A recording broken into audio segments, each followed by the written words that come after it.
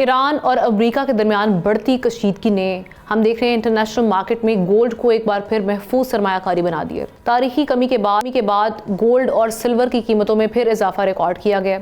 बुध के रोज आलमी मार्केट में सोना 2.7% इजाफे के साथ $5,071 फी ऑन्स तक पहुंच गया, जबकि एक दिन पहले 5.9% का बड़ा इजाफा रिकॉर्ड किया हुआ, जो 2008 के बाद सबसे ज़्यादा था। गुज़िश्ता हफ्ते गोल्ड ने $5,594 फी ऑन्स की बुलंद तरीन सतह भी छू ली थी।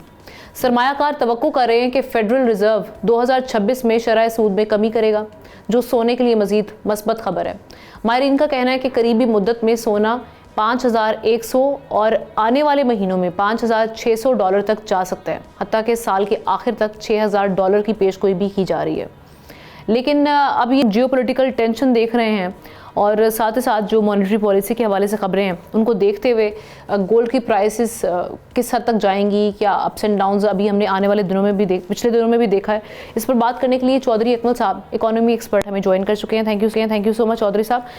सबसे पहले तो हमने देखा कि गोल्ड को जब 6 लाख के करीब पहुँचने लगा तो फिर ब्रेक लगी और 2 दिन में गोल्ड की प्राइसेस में ठीक ठाक कमी आई।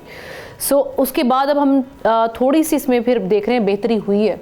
तो ये जो फ्लक्चुएशन हो रही है, इसको देखते हुए आप कैसे देखेंगे कि इस वक्त क्या सिचुएशन है गोल्ड की?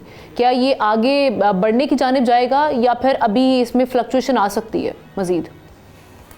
देखें, इस वक्त जो अमेरिका और ईरान की जंग के हवाले से जो हालात चल रहे हैं उसके बारे में तो कोई प्रिडिक्ट भी नहीं कर सकता कि जंग होगी नहीं होगी तो कहाँ तक फैलेगी, खुदा ना खास्ता। तो उन हालात में तो हम कोई प्रिडिक्शन नहीं कर सकते कि रेट ज़ाहिर है जंप करेंगे, और जंप करने की फिर कोई लिमिट नहीं है। वो डिपेंड करेगा वॉर की क्या पोजीशन होती है, अल्लाह ना करे कि वो पोजीशन है। लेकिन उसकी रूमर्स की वजह से भी आप देखें कि जो है ना 5,600 का तकरीबन 5,594 का जो हाई बनाया गोल्ड ने एवर, और ये विद इन मिनट्स मतलब बनाया। ऐसा नहीं है कि ये कोई 2-4 दिन हफ्ता लगा हुआ है इसमें। शाम में बैठे हुए हैं जी 5,000 पे गोल्ड है और तकरीबन 8-9 बजे पता चल रहा है कि वो 5,594 का हाई जो है ना वो अचीव कर चुका है, और उसकी वजह यही रूमर्स थी। ये तो हो गया एक्सेप्शनल सर्कमस्टांसेस। जो नॉर्मल सर्कमस्टांसेस जो समझ में आ रहे हैं वो जो इसका एडीपी का जो डेटा प्राइवेट जॉब के हवाले से जो रिलीज करता है वो मंथली, क्योंकि अमेरिका में जितने भी प्राइवेट जॉब्स हैं वो एडीपी के थ्रू उनका पेरोल प्रोसेस होता है। तो उससे जो अमेरिका का फेडरल रिजर्व बैंक है उसको अंदाजा हो जाता है कि इस वक्त जॉब्स की मार्केट में क्या पोजीशन है, और अमेरिका में जो जॉब्स या एम्प्लॉयमेंट है उसको कंट्रोल करने के लिए बेसिकली जो पॉलिसी रेट है उसको अप एंड डाउन किया जाता है। तो नवंबर दिसंबर के अगर मैं आपको फिगर बताऊं, दिसंबर में तकरीबन 41,000 जो है वो न्यू जॉब्स उसमें ऐड हुई थी, जो कि नवंबर 2025 के मुकाबले में जो माइनस हुई थी 32,000, और वहां पे उन्होंने अपने रेट को तकरीबन 3.5 से 3.75 पे ले गए थे 10 दिसंबर को।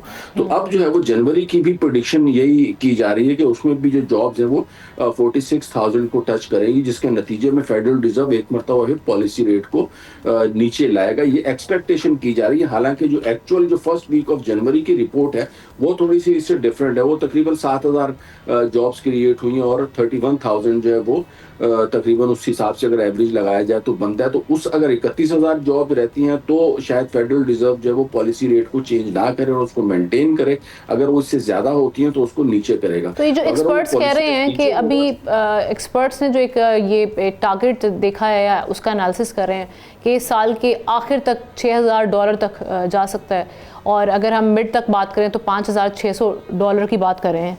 ये कितना आप रियलिस्टिक समझ रहे हैं इन सारे हालात को देखते हुए?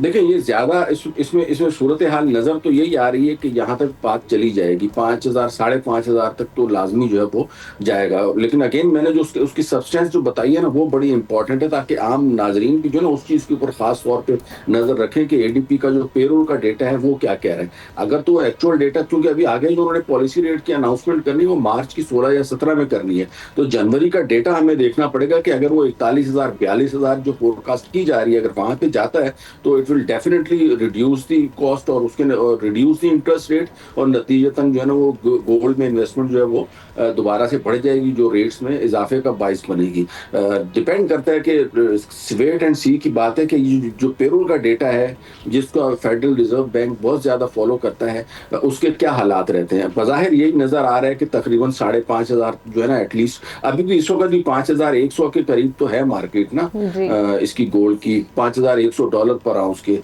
तो 5,500 तक जो है ना वो जून में जो एक्सपेक्ट कर सकते हैं हम कि वहां तक जा सकती है। और एज आई सेड कि डिपेंड करता है कि इकोनॉमी की क्या पोजीशन रहती है। और ये अगर जंग होती है या नहीं होती, दोनों सूरतों में ज़रा सादा और आसान लफ्ज़ों में समझाइएगा कि गोल्ड में इन्वेस्टमेंट जो करना चाहते हैं उनके लिए किस हद तक महफूज है। जंग के बैकग्राउंड में तो मैं खास तौर पर जो नए कमर्स हैं उनसे मैं कहूंगा कि वो बिल्कुल भी इन्वेस्टमेंट ना करें, क्योंकि रिस्क लेना है वो तो सट्टा होता है एक किस्म का।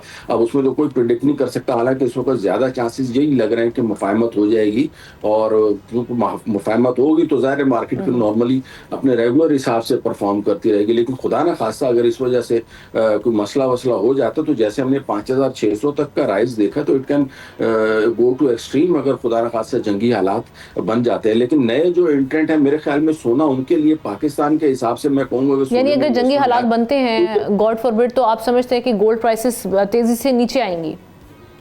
नहीं बढ़ेंगी। अगर जंगी हालात बनते हैं तो लोग सेफ हेवन की तरफ जाएंगे ना। अगर पीस की बात होती है तो फिर ये जो रेगुलर जो हमारा वो है सिलसिला वो चलेगा। लेकिन न्यू कमर्स को बहरहाल मैं एहतियात का मशवरा दूंगा, खास तौर पे पाकिस्तान में तो वैसे भी 25-30 हज़ार रुपए का मार्जिन रख के काम कर रहे होते हैं जो मेन जो बेचने वाले हैं। तो वैसे ही आदमी को जो है ना वो बचत नहीं होती, वो लेता है तो वो इंतजार ही करता है कि 25-30 हज़ार बढ़ेगा तो मैं ब्रेक इवन पे आऊंगा। तो ये जो पाकिस्तान में 6 लाख तक पहुंच गया था, हालिया जो गिरावट आई है 1-2 दिन में, वो उसकी एकदम से बड़ी गिरावट आने की वजह आप क्या समझते हैं? वो एक तो इंटरनेशनल मार्केट थी, लेकिन ये यहाँ पे हमारे लोकल ये टीवी के ऊपर रेट तो अनाउंस कर देते हैं, लेकिन एक्चुअल में इसके ऊपर ट्रेड नहीं हो रहा होता। जब ज्यादा रेट होता है ना, फर्स्ट करें 5,70,000 पे बिक रहा था, तो उस वक्त अगर कोई बेचने जाएगा तो उसका 5,70 पे नहीं बिकेगा, वो 5,25, 5,30 पे ही लेंगे। तो ये बेसिकली मेरा कहने का मकसद है कि मिडल मैन जो है ना वो इसमें फायदे में रहता है। लॉन्ग टर्म इन्वेस्टमेंट हो तो एक अलग बात है, शॉर्ट टर्म का जो है ना वो अच्छा मतलब बेहतर ऑप्शन नहीं है ये। Right, thank you so much Chaudhary Akmal साहब, इस पर हमारे साथ बात करने के लिए मौजूद थे। सब्सक्राइब करें और बेल दबाएं ताकि कोई खबर रह न जाए।